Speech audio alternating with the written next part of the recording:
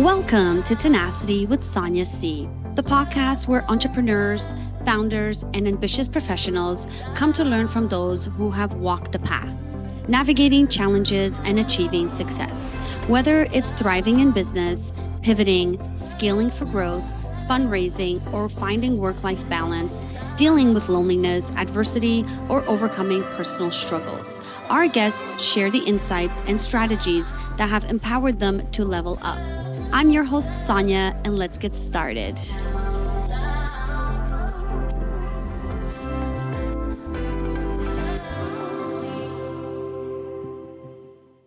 My guest today is Benjamin Brown. Benjamin is the CEO of 360 Sales Consulting.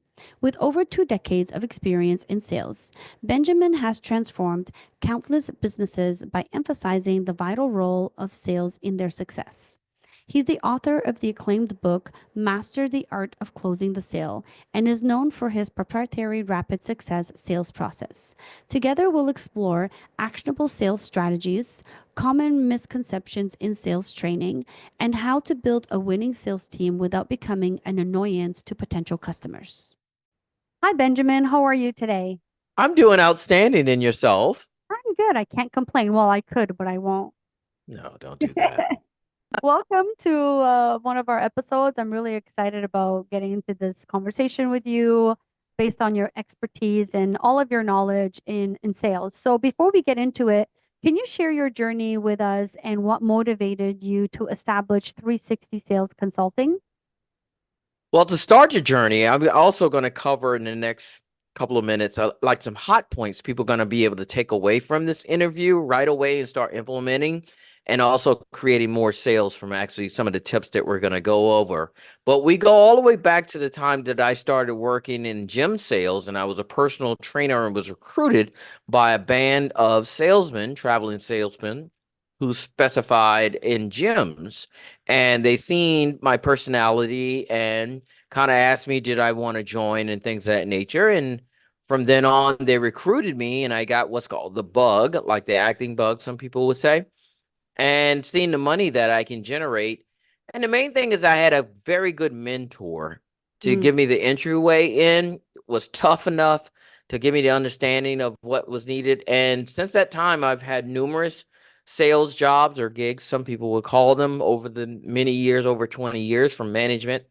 And so I started consulting about 7 years ago, implementing the things that I had learned to put it into a simple format to get the biggest bang for people to start learning the skill of sales. And most people don't understand it's a skill, and it's not theory. It has to be an action item. And so implementing that for many years, I've learned to effectively teach people what the skill is all about, and also being able to role play and hit the ground running with it.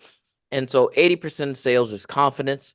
So in the beginning, normally I have to build the confidence because sales is all about rejection, and most people don't want to be rejected. Yeah, right. Okay, so we're going to get into all of that.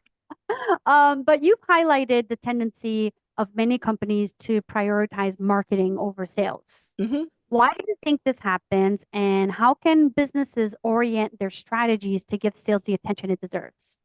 Well, marketing is all about getting the target market to bringing people in, right? So the marketers know how to market to people. So normally when you become an entrepreneur, you look at all of these ways that you can actually generate clients, right? Everybody wants clients, easy clients. And so they know that if they can go to somebody or they can market directly, they can make the money. So we've been sold this stuff on Instagram and everywhere, like people making all of this money by just doing an email campaign or a podcast, not a podcast, but a webinar, and then it generates, and people just see the bottom line of the money. They don't know all the work that comes into it. And most of the things about marketing is it doesn't have to be tracked. If you pay $5,000-$10,000 for a marketer and you wind up making $0, that's on you. And that happens to many people out there, because when you're on LinkedIn and they see that you started a business, they know that you are out there looking for marketing. I still get it today. Hey, we could do this, coming from India, all over the place. I mean, inundated with these people. I can get you this, we can get you that, Yeah. all these promises, but marketing does not have to be result driven.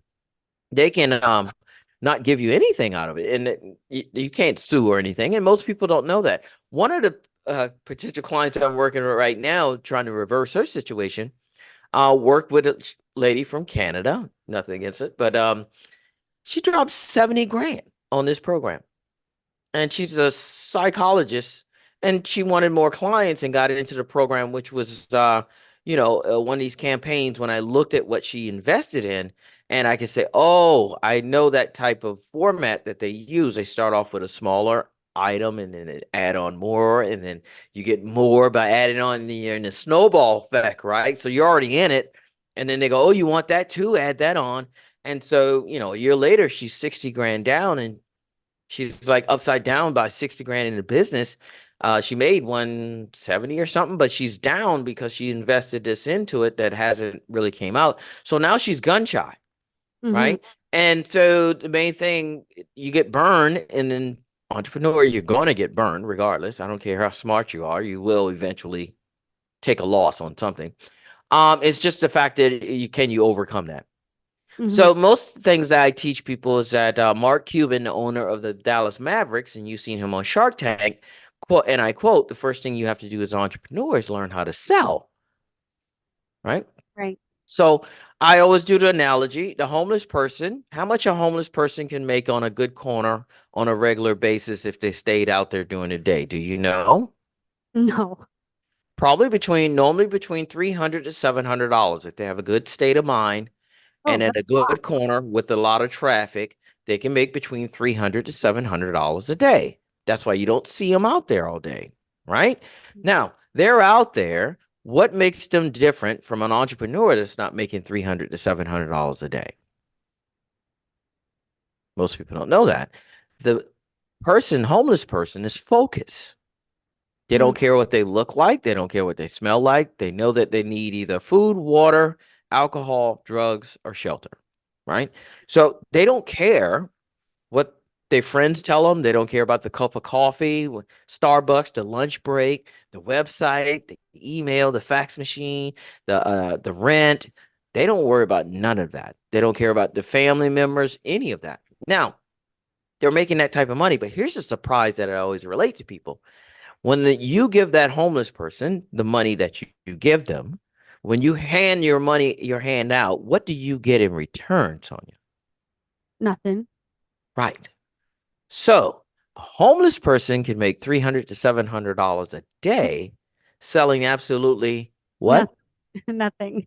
And you have a product or service and you can't do it. And the main difference between that person and you is focus. Everybody could be homeless at any given time with an illness, bad thing. So we're only a couple steps away from that anyway. So we're no special people anyway. We just have more obligations. So those simple things that I teach people, when they start realizing that homeless person is kicking your butt in business. Mm-hmm. Okay.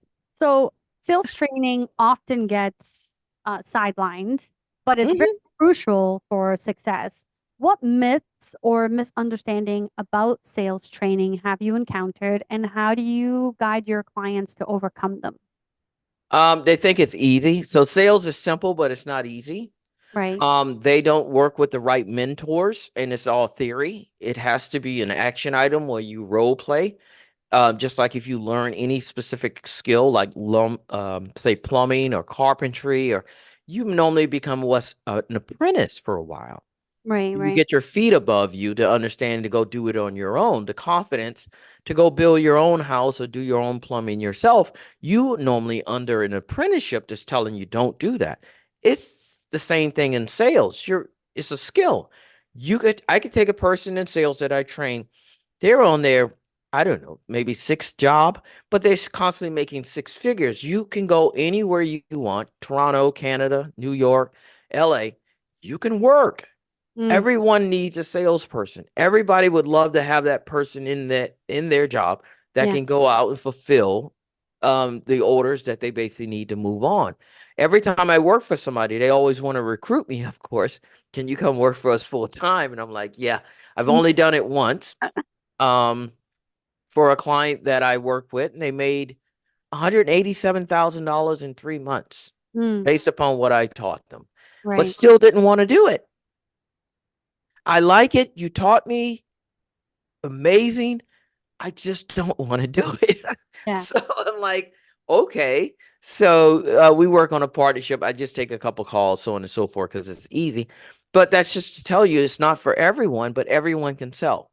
Yeah. Another person that number two out of the four that can sell their butt off is a child. Oh, okay. When you have children, No, I do not. you have aunt, nieces, or nephew. Do, yeah. When they want something, how many times do they ask? They ask a lot. Did we train them to do that? No, it's natural. So we get trained out of that technique by Right. going to school, going to because we're trained in the first world. If you can't afford it, you don't ask for it. Right. But at the Whereas you same time, go ahead. sales is a there's it's a discipline. Yeah. It's a special skill. You know, everyone is a salesperson, but can everyone follow the processes that are involved? Do they have the personality, right? Those are all things that companies need to be looking at when they're assembling their sales teams, right? Yeah, I've actually hired for some companies just one of the jobs as a consulting because it's difficult to hire a salesperson if you don't know sales. Yeah. One thing a salesperson can do is get a job. Oh, They might be able to, they'll get a job. They might not be able to sell your product, hmm. but they'll get a job because they can Right. sell themselves. That's the first part of sales. Right. So if if I'm looking to hire a salesperson for my team and Uh-huh. I'm in the software business, just Mm-hmm. so our listeners can get a little glimpse, what should be, you know, the top three things that I should be looking for in a good salesperson? Well, a salesperson can tell you anything, right? So the Well, main there's thing certain sales. Of course, they better be able to sell themselves, right? yes, the track record. How long did they stay at their last position? What was the gaps in between that, and why did they leave? Is Right? there like a number you should look for?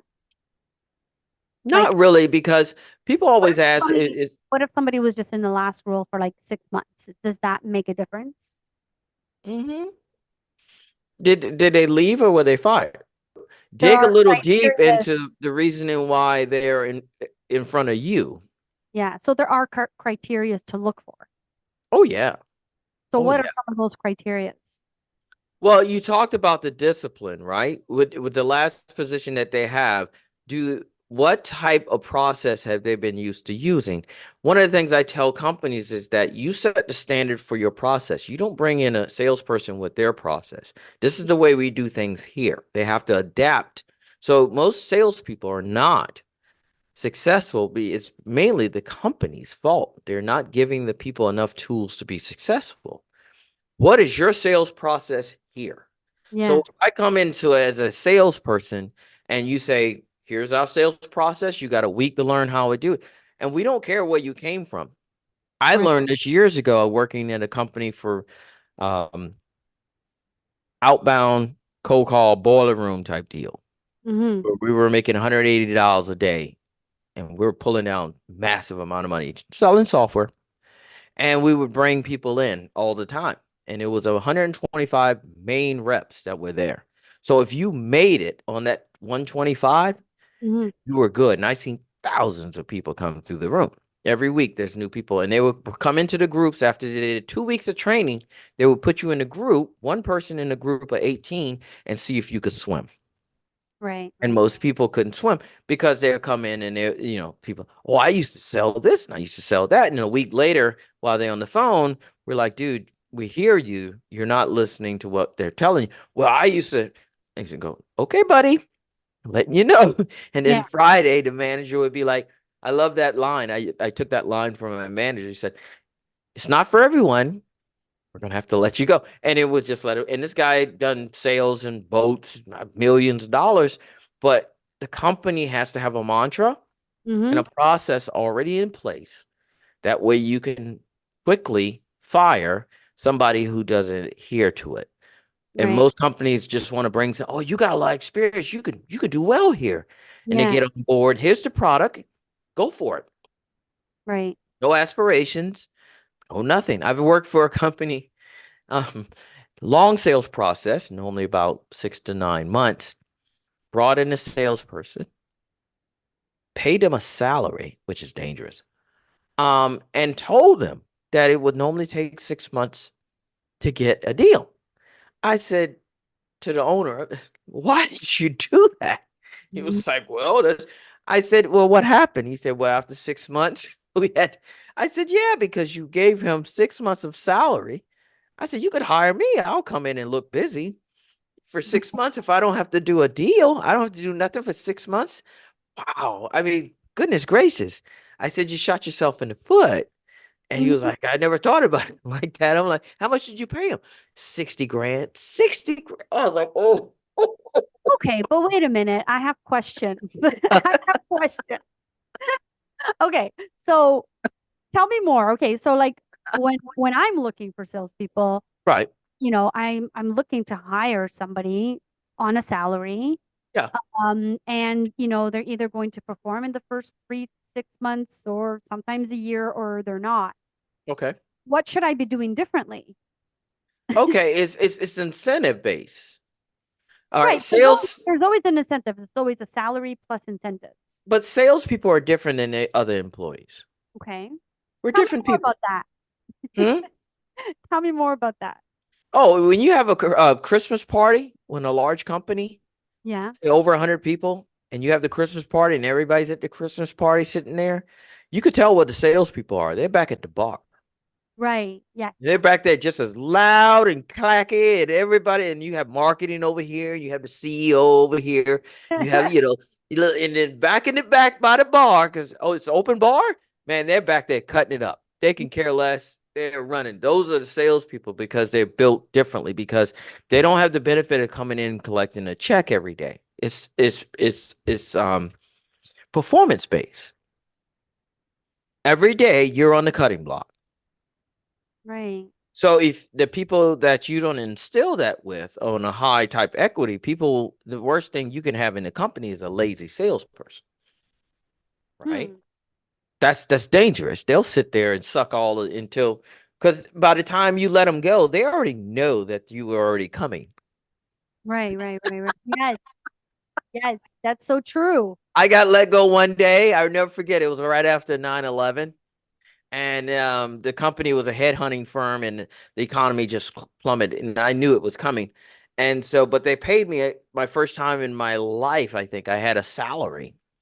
And so I never forget when I did the interview, the guy said, we're going to start you off with 39. I said, 39 what? He said, 39,000. I said, 39,000 leads?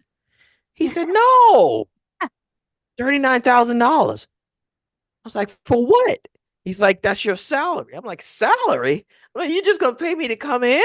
I was like, oh man. So, I stayed there as long as I could. And when they let me go, I knew it was coming. It was like, they came in and do the old talk, and I'm like, I didn't save up enough money. These guys were paying me salary. They were like, we're gonna have to let you go. I was like, cool. I was like, you know what? Thank you for letting me go on Friday morning because now I can go to the beach. I said, by the way, can you help carry my box to the car? I was like ready to go. He was like, well, we're gonna pay you a severance. A severance? I was like, we're gonna back pay you for your stuff too. You gonna pay? I'm like adding it up, man. I don't have to work for at least about 2 months because it's all about gigs for sale people, right? Right. Right. I'm Right. like, I'm good for 2 months. I can go home and sit down. So, that's what I'm saying. And then you have to balance the difference between salary and bonus. You want to give them just enough room for them to live on, but they have to earn the rest of it. And it's a delicate balance between that, is what I'm saying. Okay. Got it. I understand. So I want to talk about something that is sort of a pet peeve for me, but I think it's important for everyone to understand, different sales tactics. So sales tactics like aggressive emailing and pushy LinkedIn connections can turn potential customers off. I That is like my number one annoying thing. Like I've gotten so used to people trying to connect. At first, people connecting with me on LinkedIn, I thought I knew them, I had met them somewhere, and now I'm just bombarded with people trying to sell me crap, and I've become so immune to it, to that, like, I know when a junk email is coming in, I know when a junk message is coming in, and it's very, very annoying. And a lot Mhm, of people that I talk to, they're like, yeah, I don't even look at those emails. I don't even look at those messages. So in today's climate, what mhm. strategies should companies adopt to sell effectively without being intrusive or irritating or Well, annoying in my language? let me start with this. When Yeah, I started with sales, there was no computers. right. Sales hasn't changed since the Roman times. It's the same thing. These are just tools. Yeah. Cell phone is a tool. Fax machine is a tool. LinkedIn is a tool, right? So, based upon your product or service, most people want to sell at an arm's distance. Hence, auto robots. We've got it automated now. Auto emails, all of these things, because it's a numbers game. Right. Never changes. So now on a phone, I can probably hit 180 people in a day, whereas an email, I can hit 10,000 a day. Right. And those people are not complaining because those are the ones on Instagram with a car going, hey, we just made $50,000 because they're sending out maybe 30, 40, 50,000 emails, just like auto dialers was until people started cutting these out. So the main thing, depending on your product or service and what you're doing in your customer base, the main thing, if you want to do it with your company and do it the old way, which is coming back, is get them on the phone. Right. It's an invite to be face to face, you know. And most people don't want to do that because they can't sell face to face. Hmm. They put a lot of money in marketing, which is what's called low hanging fruit. If I send 100,000 emails and my closing rate is 3% on a $100 product, right? 3,000 times 100 is what? 300,000, Hmm. right? So if I can hit 100,000 people and make $300,000, I don't care about the other 97,000 that says they keep sending me stuff. Yeah. Yeah. But is there, can you use tools like email and LinkedIn to sell properly? Like, half the emails and half the messages I get from LinkedIn are messages that make no sense. So I know they're coming from a different language. Yeah, Or I like 99% are, can we schedule a meeting? And I'm like, if I were to schedule a meeting with everybody that reaches out to me on LinkedIn, I wouldn't be able to do my job. Like, right, why do you want me to set up a meeting with me? You haven't explained anything to me. I have no clue what you do. Why would I set up a meeting with you? And it's just right, annoying at this point. right. Well, that's the new sales process that people are using because what was it 3 years ago? You're invited on a what? Webinar. Oh, webinars. Remember that? Yes, So webinars were everything has these phases. Now the phases are going quicker now. So you imagine in the 20s, there was nothing. There were no cell phones. There were no telephones. There was no TV. It was barely radio. So there was radio. Then there was TV. Then there was a telephone. Then yeah. there was a cell phone. And then the computer. And when the computer hit, boom. So now these times in 2024, there's AI. And it's every 2, 3 years, there's another evolution of sales, of another tool that you can use. And so the head guy who gets ahead makes a killing, and then everybody else start catching up and replicating it. And Right. that's what we're doing. We're not doing real selling. We're just doing what the other guy does, marketing wise, so I can get the leads. So hopefully I can get my product out there. Right. Right. I tell people by learning to sell, what is the purpose of okay, I'll give you a secret. All right. What is the purpose? What is the purpose of a company? To make revenue, make money, pay its employees, Right. grow. So, so your job of a company is to build a net. There's Mhm. money constantly moving around 24 hours a day, China, Canada. So your company is a small net that reaches out into that market to grab some of that money that's coming by. Mhm. That's what you do. Whether it's a product, service, massages, selling chairs, airplanes, it's the same thing. So everybody wants that net. And so the net is basically bringing in leads, but some of those get away because they're holes in the net because they can't convert them.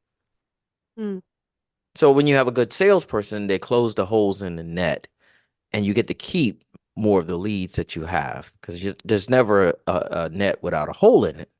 But the closer you can close it up, the more money you can make in a certain period of time because we're all going to die at some point. So, how are you going to do it more effectively to make the money? Because everybody has goals, hopefully, in their business. Sell it, merge it, get rid of it, give it to the family.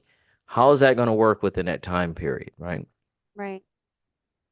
And if you, the only way to do that is grow. So you need to bring in, just like you have an accounting process, sales, marketing process, you need to have a sales process. So maybe you have 2 salespeople now, 3 years, you might have 5, Mm-hmm. you might have 10, you might have another division. This is how you grow companies. So most of the people out there now, instant gratification. They see it on Instagram. I'd be a millionaire.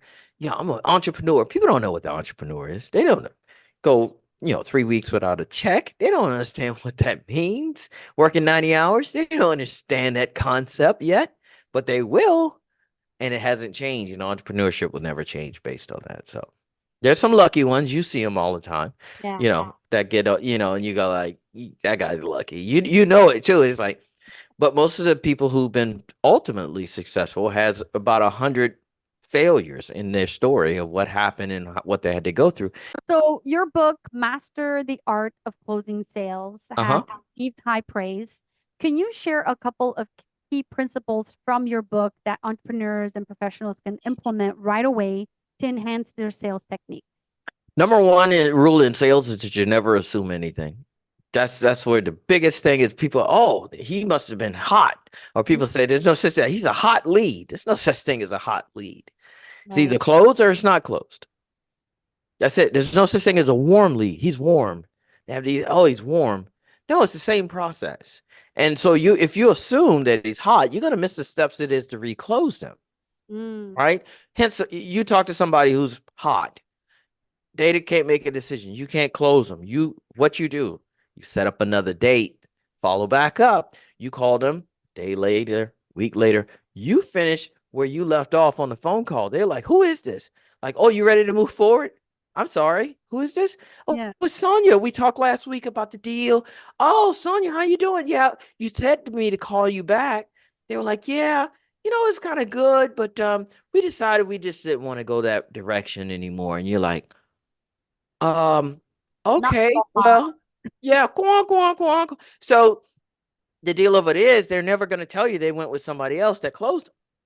Right. They're never going to tell you if you would have asked me this question, I would have bought. So you assume that they were hot. You didn't go through your process.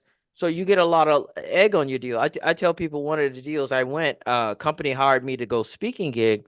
And I went out there and they were like to close the deal. And so I put my money up to go to the meeting. I drove all the way out there, flew all the way out there, sat down, did the meeting, the whole deal, and said, hey, you guys are ready to move forward. And the person said well, we'll take this information and we'll send it up to Charles and he'll take a look at it. I'm like, who's Charles? Well, Charles is a decision maker. Right then and there, if I had a water gun, I would have shot myself in the mouth with a water gun because I didn't follow my own process. I didn't qualify.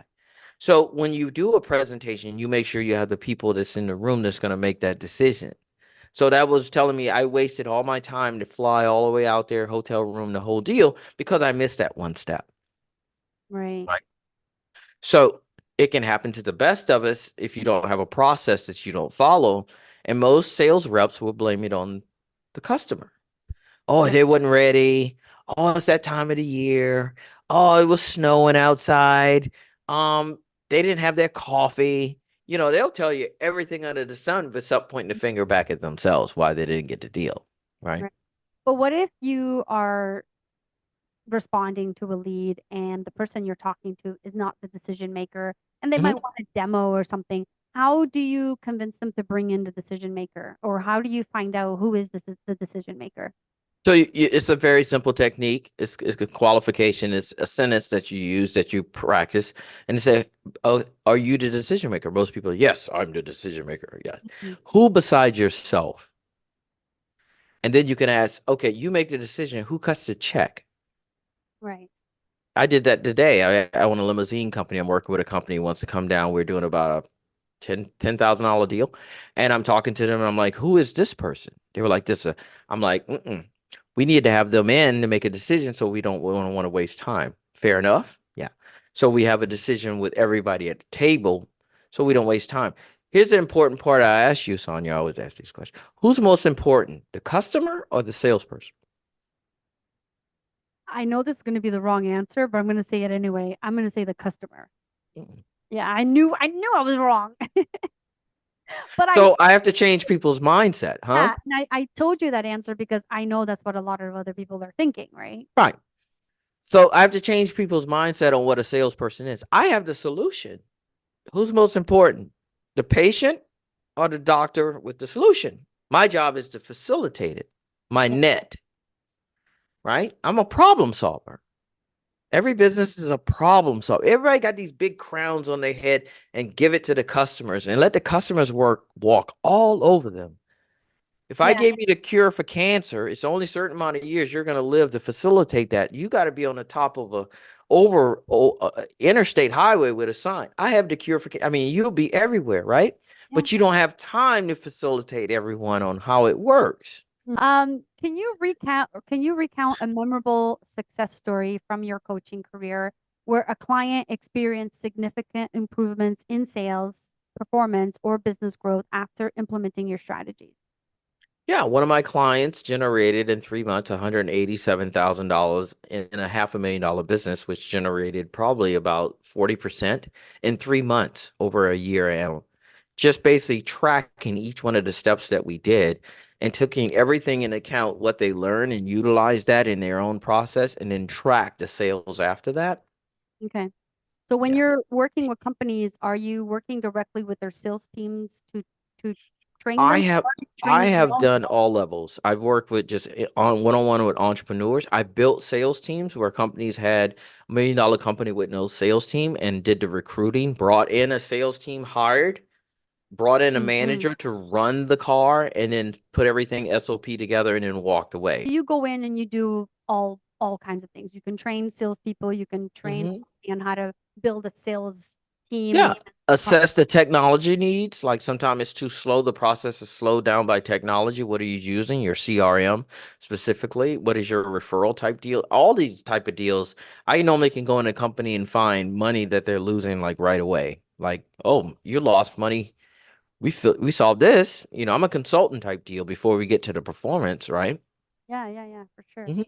Okay. And lastly, considering the dynamic nature of sales and entrepreneurship, what do you believe are the most crucial skills or qualities for success in the upcoming years? How can individuals adapt and equip themselves for these changes? I say get back to one-on-one personal talking. AI is coming. Yeah. So people are going to be selling it. Oh, I'll have the AI do it. But let me ask you a question. When you call a company and they go, boop, press one, how do you feel?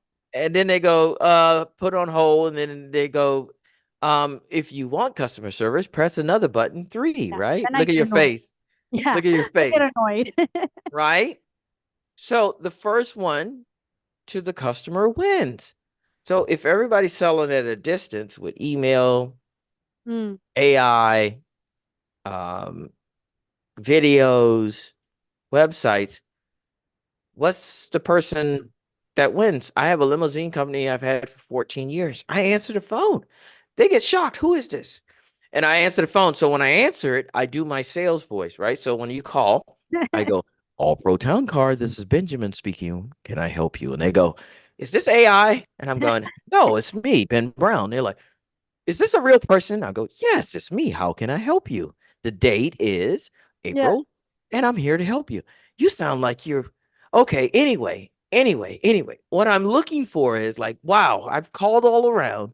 I got a real person. So it's Yeah. like, boom, and I can hire somebody to do that. But taking the inbound calls person to person is very key. Most people, they sell at a distance. They don't want to deal with it. You go to some websites, no phone numbers. Yeah, that's true. I've seen that. That's annoying. Chat box Yeah. with AI. Like, no, I want to know now. Like, I want one of the things I tell people is when Twitter was Twitter, the only reason I had a Twitter account is because if I had a customer service complaint, I don't need a phone like say for example, airline, big companies. You can go to Twitter and hit that rascal right there, and everybody would see you complaining about their company. And boom, you would get an answer. If you got on the phone, you'd be on there for like hours. And Mm, so I love Twitter because they would react, and most people are not reacting. They're getting very lazy. mm. Right. And Technology. sales, that's why I say sales is simple. It's not easy. You got to Yeah. work. You got to put the job in. And most people are not willing to work. I could take somebody who spend the money in college, spend it on me, 90 grand. You know how much it is, 40 grand. For me, for working with me for a year, it's like 20 grand. But every week we go through like mentorship, right? Mm, You could take that 20 grand. Every person that I work with, every person I know that does well in sales, makes well over six figures no matter the 20, 21, 22, 27 than yeah. anybody else out there working a 9 to 5 or trying to get entry level. And they can go from another job to another job. Their student loans paid off in like two, three, boom, boom, boom. Yeah. And people are not willing to invest, but they'll go to a college and get a psychology degree for 90 grand and work a job for 35. Yeah. And it's not even in the major. Mm-hmm. So the first thing I ask people where they came from, so on and so forth, are you ready to invest in yourself? Because this is a skill. You Yeah. could use it in your private life because sales is everywhere, in your personal life and also your business life because sales is all around you. My job is to get you out of the matrix to understand how everything works Mm-hmm. because sales is everywhere. And then once you understand that, you communicate differently, right? And it takes about 30 days, 30, 45 days. And then people go, now I understand what you're saying. I'm like, Mm, yes. Now yeah. you see what I see. Now you know what to work on, and now you trust what I'm telling you to do, and then you can move forward. So, based on that, what is one thing that you learned in this podcast interview today based on sales? I learned that I feel like I'm going about it a little bit wrong, which is relying on technology to get the inbound leads coming in. And I feel like based on our conversation, I need to focus on maybe a 50-50 where we're doing more personal Yeah. People, strategy. yeah, customers will appreciate it. You'll get the feedback from it. You're like, wow, you guys really care. Mm-hmm. That's the thing about it in sales. When you feel help somebody, you're there to help. See, in most that's why people have a negative connotation with sales. Those guys that rip people off, they're real good salesmen. Yeah. Really good. So you have a choice when you know sales to use it for good or bad, and most people know the bad. Yeah. Those guys don't care about the end results. They're just there to get your money. Timeshare people, we have a number of people, we know who those are, Yeah. right? But most businesses are not that ruthless and they're not that forthright. So they try to do the nice thing and just try to gently go out there. Whereas the ruthless people are running over, getting to the people with the cash and ripping them out and gone. Yeah. So you have to get that empathy with people that you care. And so when I find something that you're selling, I'm like, oh, I seen it here, and oh, here's the website, and I go, oh, Sonia's selling this, and she's selling soap and stuff like that, and wow, this and that, and I go to the website and I'm looking at it, I'm like, okay, cool, here's the packages, okay, no chat, there's the email I can fill out for something like that, or I can order automatically, but I have this question, Mm, no phone number. And let me go to contact. Contact us is a form for an email. I just want to ask this one question. yeah. Yeah. Yeah. Just one question. Is it, I'm allergic. Will I be allergic if I, this and that? Uh, hey, ring, ring, ring. Hello? Yeah. What? Okay. They're gone. You catch those people. My Mhm. business is not the biggest in town, but it's the best customer service. And so anybody that calls, they get a person For and they sure. appreciate that.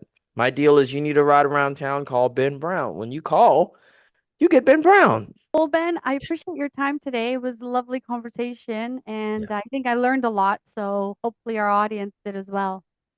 Awesome. Always, if you like the product, I teach people you only work with products that you like or love. So Mm. if you like it and love it, sell it. All right. Well, thank you. I appreciate your time. Thank you. I'm glad to be on. We hope you found our conversation enlightening and that you're walking away with actionable tips to implement in your own journey. Remember, building a successful sales team is not just about numbers, it's about creating genuine connections and value. And that's a wrap. To our listeners, thank you for joining me on this journey of learning, growth, and inspiration. Don't forget to subscribe to this podcast on your favorite platform and connect with our community on social media. I'd love to hear your feedback, so leave a review and let me know what topics you'd want to explore in future episodes. Remember, the future belongs to those who embrace challenges, adapt with tenacity, and keep pushing forward. Keep growing, keep pivoting, and most importantly, stay tenacious in your pursuits. Thank you for tuning in, and I look forward to bringing you more insightful conversations in our upcoming episodes. This is Sonia signing off, but as always, keep chasing your dreams with tenacity.